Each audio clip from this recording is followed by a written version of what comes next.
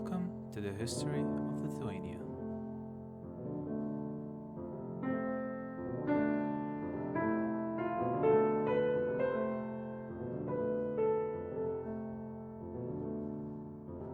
Hello everyone, welcome back to the history of Lithuania. Today I will be talking about the period of Lithuanian history that we can refer to as the formation of the state of Lithuania, which is not an official historically accurate period and is made up of the early statehood of the Baltic tribes and the formation of the Grand Duchy of Lithuania. I will be skipping almost 1,000 years of Lithuanian history, but for good reason. Historical accounts, starting at the first tribes emigrating to the Baltic territory and ending with the first mention of the Lithuanian state, are incredibly hard to come by.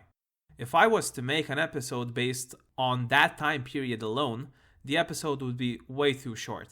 So I made the decision to include it alongside the formation of the duchy and present the little information that I have. If it so happens that I come across more information in the future, or at least enough information to make an entire episode, I will be very willing to talk about it. But for now, let us move on to another question raised by a viewer, and after that, on to the episode. Okay, so the question is, how does the Lithuanian language change near the border with Latvia? In current times, it doesn't. With today's well-defined borders, the language is just as Lithuanian as it is near the border to Russia or Poland. The only difference would be the dialect that the people might use, but that would be influenced more by the ethnographic regions rather than other countries. Historically speaking, we discussed it briefly in the episode about languages, that at some point Lithuanian and Latvian were the same language, or a very similar one, and due to distance in time, they simply became two separate languages that have their own similarities. Latvia was the Livonian order for a very, very long time, and actually spoke Livonian, which is a language that is becoming closer and closer to extinction. So in short, historically, it might have been affected more, but today, people near the border speak either Lithuanian or Latvian. Hope that answers your question. We can now carry on to the episode. In school, it was always weird to me how, when we discussed Lithuanian history, we seemingly just never mentioned the period that was pre-Lithuanian state.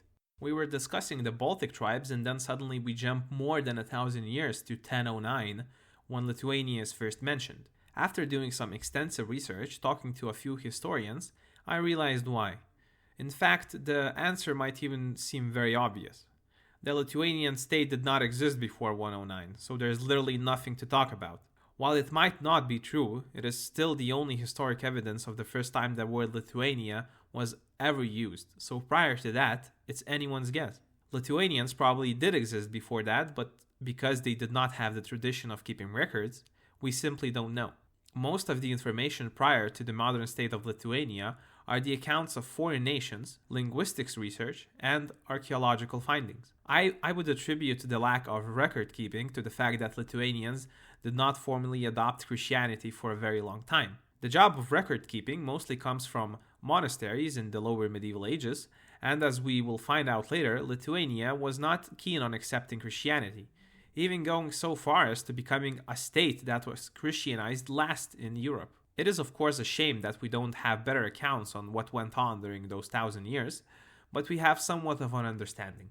There are two most important pieces of history in that period that I wish to talk about: the Amber Road and the skirmishes with the Vikings. Although Lithuanians, or the Baltic tribes if you wish, did not keep close contact with the Roman Empire, we do have some accounts from the Roman historian Tacitus. In his study of Magna Germania, which slightly nicked a corner of current-day Lithuania, he talked about a specific tribe, Aesti, an amber-gathering tribe on the utmost shore of the Baltic Sea. The accounts are a bit lacking, but we do get a faint idea. The people were clearly described as pagans, worshipping gods in forests, and this is consistent with what we already know about Lithuanians. He also mentioned that iron is not something that Aesti uses, but rather clubs. He compares the language to that of Britannia, but some historians argue that this is not a very accurate claim. He also writes, quote, "They labor with more assiduity and patience than is suitable to the usual laziness of Germans.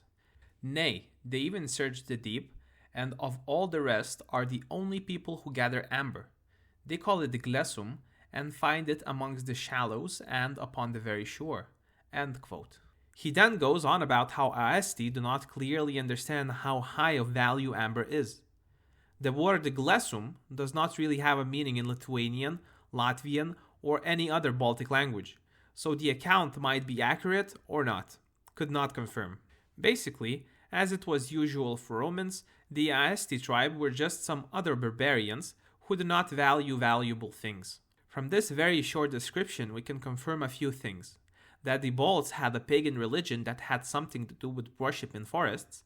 This is again consistent with what was said last episode, and the dome-shaped worship sites. Also, that iron was not yet used, which is also historically accurate, as archaeologists believe the Iron Age started at around the 3rd century in Lithuanian territory. Germania was written in the 1st century.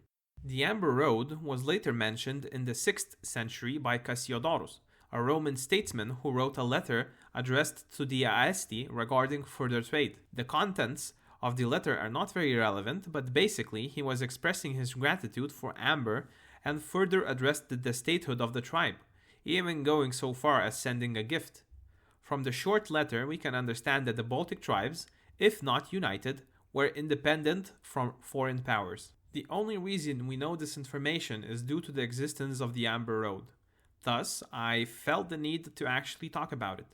In conclusion, we can make a very rough timeline. Starting from the 1st century, we find out about the tribe called the Aesti, very agricultural land, who gathered amber for the Romans, a tribe that was heavily pagan and did not yet use iron. Somewhere between the 1st and the 6th centuries, we now know that the Aesti are more structured, even being capable of accepting a gift from the Romans. Perhaps this could even be interpreted as an official recognition of statehood. But a lot of questions are still left unanswered. Who exactly are the Aesti? The Baltic tribes were a huge conglomerate, and unfortunately it is unlikely we will know. And that is pretty much it about the Amber Road. Not much else is known. The Romans did a pretty good job keeping records, and thus we know about the existence of the Balts, or at least the people that used to live in the current day territory. Now let's give the Vikings some thought. It is widely known that the Baltic tribes maintained interactions with the Vikings. While the precise dynamic of the relationship remains a mystery, it ranges on a spectrum from trade agreements to frequent clashes. The Vikings appear to have made recurrent invasions along the Curonian shores, with one notable encounter being the Battle of Apole. Although accounts from Scandinavian historians tend to over-exaggerate the battle's details, a general consensus suggests it likely concluded as a standoff, with the Viking intruders gaining advantage through disengagement. According to the Rimbert Chronicle, Apole was claimed to have fallen under Swedish control following the agreement during the battle. It is recounted that King Olaf and his forces laid siege to the hill fort, where they confronted an opposing army of 15,000 soldiers from 5 distinct regions. The siege, spanning 9 days, eventually initiated negotiations, resulting in payment of silver, hostages, and acknowledgement of Swedish authority. While the notion of a 15,000 strong army failing to defend a hill fort in that era may seem implausible, it does serve as compelling evidence of frequent interactions between the Baltic tribes and the Vikings. If we go slightly further south, it is known that the Vikings established trade routes through Livonia and Estland. However, delving into the specifics is beyond the scope of the current discussion. It also seems that Vikings did delve further into Lithuanian heartland through the river Nemunas, but were only successful in raids of silver and other valuable objects. There are some historical accounts of Viking invasions and even talk of Baltic tribes paying tribute to the Viking conquerors, but the overall legitimacy of these sources seems a bit questionable to me, thus I will not be dwelling too much into it. Generally, from Lithuanians' perspective, only the Curonians had to deal a lot with the Viking invaders. If we ever do talk about the Prussians, then we will be able to delve deeper, but for now, let's conclude. The Vikings mostly invaded Curonian shores, sometimes venturing deeper into Lithuanian territory, but unsuccessfully. There is but one legitimate source remaining to describe Swedish attacks on Apole, which ended in Curonian defeat. The raids continued throughout the Viking era, so around 100, perhaps even 200 years. And that's about it. Surprisingly, that's all that we can tell about Lithuania from the 1st to the 10th century. When I started researching the history of this period, I was honestly surprised how little there is to learn. Not only are these facts very hard to confirm, as the sources are often either lacking, but they are oftentimes exaggerated too. The good news is that from now on, most of the history will be quite reliable, because we will be entering the 11th century and the first mention of the word Lithuania. From this point on, we will be talking about actual Lithuanian history. The name Lithuania was first formally mentioned in a written source in 1009.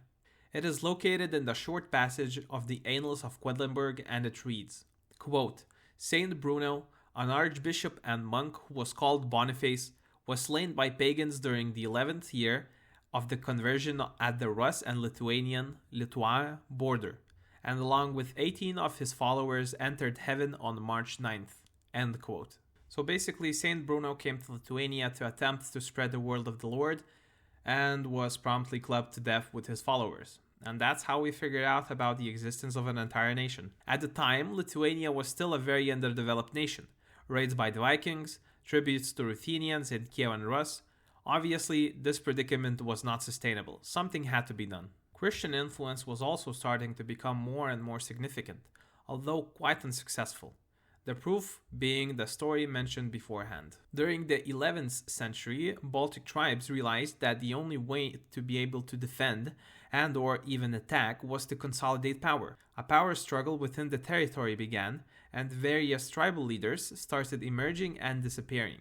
We can consider this the start of the formation of the Grand Duchy, but only in its infantry stage. The conflicts with the neighbors are now really ramping up. Frequent skirmishes with the Livonian Order and Kievan Rus over land and resources leads to an even stronger need to either unify or disappear into the pages of history. At the beginning of the 11th century, Lithuania was still paying tribute to Ruthenia. By the end of the century, Lithuanian forces were unionized enough to actually invade their territory. Unfortunately, we do not know any details about that. Some sources mention clashes with Poland, although they seem to have been quite random and not much came out of it, as the two nations were separated by Jotvingia. If we jump a bit to the end of the 12th century, Lithuania is now a war machine. In only 100 years, tribute is not paid anymore, and active invasions of other nations begins. In 1183, Polotsk and Pskov is ravaged by Lithuanian armies, and even Novgorod was feeling the emerging threat of an all-out war. But unfortunately, Lithuania is yet not centralized enough for the endeavor. Overall, Lithuania has become a bit of a menace in the region, and the next obvious step is consolidation of power and unification. We jump through around 200 years from the first mention of Lithuania, and now we enter the 13th century. We can say that from now on it's smooth sailing. It is time to introduce our first and arguably most significant person in the history of Lithuania, not yet king, Mindaugas. At the beginning of the 13th century, the Livonian Order has been increasing its power heavily with the assistance of other holy orders. The Livonian brothers were at the time quite a menacing foe and a long-lasting enemy of Lithuania. The Galicia-Volhynia Treaty is the first factual sign of Baltic tribes attempting to unionize. With 20 dukes, amongst them Mindaugas II, which is a clue into his overall mysterious upbringing, from the treaty we can surmise two things. Lithuania was unionizing in response to the ever-increasing threat of Christian invasion, and that Mindaugas had inherited his title of duke, meaning that he was most likely from a family of nobles at the time. One of the final straws in the story was the Battle of Saulė, a decisive victory for Lithuanians and a crushing defeat for the Brothers of the Sword. The battle took place in 2036 near the current-day Lithuanian-Latvian border. Master Wolfvin of the Livonian Brothers of the Sword set out on a campaign against the Baltic tribes in an attempt to conquer land. After a few days of campaigning, they were met by a small force of Samogitians and Samogilian troops. The battle was fought on September 22nd in a swampy area, which turned out to be the doom of the heavily armored knights. Lightly armored pagans quite literally decimated the entire army, killing Master Wolfvin in the process. Only about 1 in 10th of the troops survived. A year later, the Livonian brothers were absorbed by the much larger Teutonic Order, and Lithuania was facing an even larger threat from the west. So at this point, we have more or less everything. The Dukes of Lithuania are facing a threat and are in dire need of unification. The Teutonic Order is ready to strike at any moment, and we have an emerging leader, Mindaugas. Let us come back to talking about Mindaugas. We do not know who he is until he becomes king, and even after he becomes king, the lack of bookkeeping once again does not allow us to learn more about the internal history of Lithuania. There are no historic records of his family, his upcomings, or anything related to his past. The only thing that we do know is that he most definitely inherited the title of Duke from his father, as he was one of the 20 dukes who signed the Treaty of Galicia-Volhynia. His rise to power is also quite unclear, but we have a faint idea. The claim on the kingdom came from the classic medieval European practices: conquest, marriage, and murder. He conquered unruly lands of Lithuania, subjugating them by threatening the local lords. He married his daughters off to powerful dukes for claims on land, and he murdered or banished those who opposed him to take hold of the power in certain areas, even going so far as going against his own family in some instances. It is known that he sent his 2 nephews, sons of his brother, to conquer Smolensk. Unfortunately, both campaigns were unsuccessful, and a few years later he attempted to seize the same nephew's lands, but it ended up spurring up an internal war. Oops, so that's that. It only took around 200 years, but we finally have Lithuania united under the first Grand Duke of Lithuania, Mindaugas. From this point on, Lithuania is not going to go back. The official start of the Grand Duchy is once Mindaugas manages to unify the nation. At this point, he is still not king, but we more or less have a united land. The next step in the grand design is establishing a kingdom. Let us discuss this matter further. Mindaugas obviously made a lot of enemies throughout the years, with all the murder and conquest he was doing. But that was not stopping him. His ambitions was greater, he needed to be king. But to be king in Europe, only the Pope can give you that title, so the next step is to become a Christian. At the time, a coalition of a few powerful dukes was formed against Mindaugas. He was put into a quite difficult position where he did not only have to defend against the orders of the West, but also fight an internal conflict. Fortunately for him, the internal factions had a strained relationship with the order, and seeing an opportunity for self-interest, Mindaugas accepted a baptism in return for the title of king by Pope Innocent IV. A deal was struck, Mindaugas became king, and the Christian order ceased advances towards Lithuanian lands, for now. The internal conflict persisted for 2 more years, but eventually calmed down as the leading dukes faced personal defeats elsewhere. In the summer of 2053, Mindaugas and his wife Morta were crowned king and queen of Lithuania, a day that is celebrated in Lithuania as the coronation of King Mindaugas, 6th of July. The reign of Mindaugas lasted for about 10 years. 8 of them were somewhat peaceful, with the occasional revolt spurring up, but it seemed that the nation was going to last. During the time, Mindaugas was using his position of power to strengthen his influence in various problematic regions, such as Black Ruthenia, Polotsk, and Dauguva. He oversaw peace negotiations with the Ruthenians by marrying his daughter off. In 1255, he received permission from the Papal States to crown his son the inheritor of the crown of Lithuania. The Holy Orders even seem to have ceased their advances for some time. The lands who were unwilling to cooperate with Mindaugas were signed off to the Teutonic Order, such as Samogitia, a large state in western Lithuania who would later become a powerful state on its own. But everything can't be good, because if it was, could we call it medieval history? Unfortunately, further cooperation of Mindaugas and the Livonian Order enabled the castle of Miemel to be raised. By many, it was seen as oppressive, as Lithuanian lands were now forced to trade through order-approved intermediaries. Inheritance and marriage laws changed to shifting power from local nobility towards the Livonian side. All the meanwhile, the joint Livonian Teutonic Order was still attempting to subjugate the Samogitian lands with little success. And in 2060, the Battle of Durbe broke out, which marked the largest defeat of the Christian knights of the time. In the process, Livonian master and field marshals were killed. The battle spurred up numerous revolts around Lithuania against the order and also Mindaugas. Seeing the emerging threat of pagan overthrow, Mindaugas promptly converted back to paganism, a strategic move by the cunning strategist Mindaugas. Although there are some accounts that claim that he was never truly a Christian. Even when converted to Christianity, he still practiced pagan rituals, such as ritual sacrifices, burning of corpses, and conducting rites in public. So, all in all, it was a failed attempt to save his own life. And in 1263, he, alongside his sons, were assassinated by Trenota, who usurped the throne shortly after, but not for a very long time. The details of the assassination are not very well documented, but it is believed that it might have been motivated more by personal interest rather than national. According to some claims, Mindaugas actually attempted to remarry Trenota's wife after the death of Morta, and thus it spurred up a personal rebellion. But it is by no means a historic fact, rather a speculation.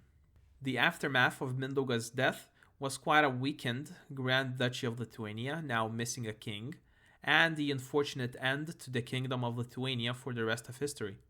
Fortunately for them, the weakened Livonian order was in no position for an all-out campaign, and thus for around 30 years, from 63 to 95, we will have a lot of tomfoolery until Duke Vytenis finally comes to power and lays the foundations of a more stable Lithuanian once more. Mindaugas' legacy will almost cease to exist for hundreds of years, and will be once again rediscovered during the modern study of Lithuanian history as the grand unifier of Baltic tribes.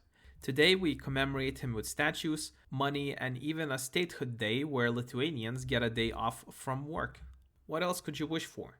The reward we got for him unifying Lithuania is a day off once a year. I'm of course joking, but we can move on to concluding what we have discussed so far. During today's episode, we covered quite a lot of ground, 1,200 years of history in total. To begin with, we have the first mention of the Baltic tribe Aesti from the Roman historian Tacitus, and the significance of the Amber Road, which most likely gave rise to the powerful Curonian tribe. The Curonians, who also were the fiercest defenders of Lithuanian land from the Viking invasions. At some point, historians even call Lithuanians the Land Vikings, as per their incredibly militaristic features that were later very important. We moved on to discussing the first mention of the name of Lithuania in the annals of Quedlinburg, and the unfortunate end of Bruno in 1009.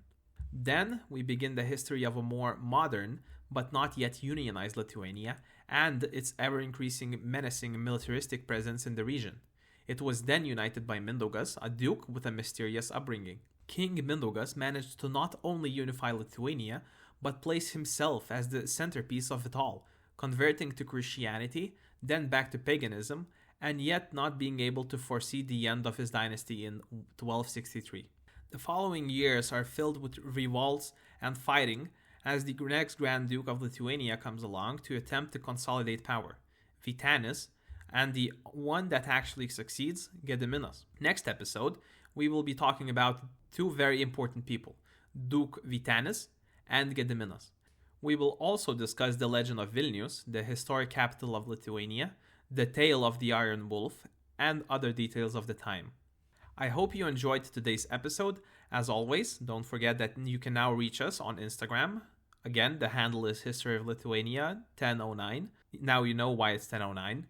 If you wish to ask a question, give regards to the content, or in general just connect with us, please leave us a message under a post, drop a private message, or just keep following us for more history.